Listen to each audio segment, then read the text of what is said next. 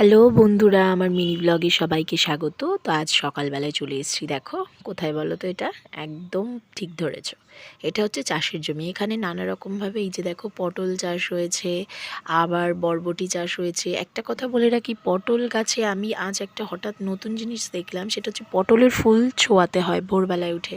তো যারা চাষিরা চাষ করেছে, তো এরা সকালবেলায় চলে এসেছিলো পটলের ফুল ছোঁয়াতে, তারপরেই নাকি পটল হয়।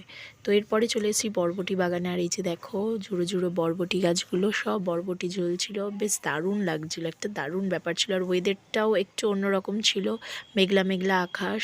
আর এখন ঘরে যেতে হবে, অনেকটা সময় মাঠে কাটালাম, একটু শাক ফাকও তোলা হলো।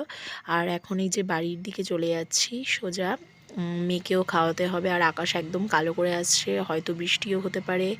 আর এখানে যে দেখতে পাচ্ছ, একদম সাজানো গোছানো একটা গ্রাম, সত্যি খুব সুন্দর লাগছিল মাসির বাড়িতে এসে। তো এরপরে অনেকটা লেট হয়ে যাচ্ছিলো বলে আমি অলরেডি রোডে উঠে পড়েছি। আর উঠেই দেখতে পাচ্ছিলাম যে এক ধরনের ফুল ফুটে আছে। এগুলো বেসিক্যালি আমি ছোটোবেলায় দেখেছিলাম, বাট এখন আর দেখা যায় না। জানি না ফুলটার নাম কি, তোমরাই বলো যে এটা কী ফুল।